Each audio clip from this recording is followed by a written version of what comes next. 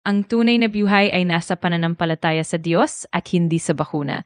Ang tunay na kahulugan ng buhay ay matatagpuan sa matibay na pananampalataya sa Diyos.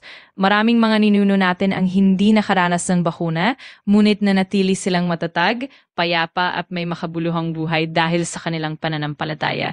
Sa kabila ng mga pagsubok at hamon, ang tunay na lakas at kapayapaan ay nagmumula sa Diyos at hindi sa mga material na bagay. Ang pananampalataya ang siyang nagbibigay ng tunay na katatagan at pag-asa, lalo na sa gitna ng mga pagsubok. Kapag inilagak natin ang ating tiwala sa Diyos, doon natin mararanasan ang kapayapaan na tunay at ang buhay na walang hanggan. Bible verse, Juan 14:27, kapayapaan ang iniiwan ko sa inyo, ang aking kapayapaan ang ibinibigay ko sa inyo, hindi gaya ng ibinibigay ng sanlibutan ang ibinibigay ko sa inyo. Huwag mabagabag ang inyong puso, ni matakot man. Sa bawat takot na nararamdaman mo, palitan mo ito ng pananampalataya. Ialay mo sa Diyos ang iyong mga pangamba at mga plano.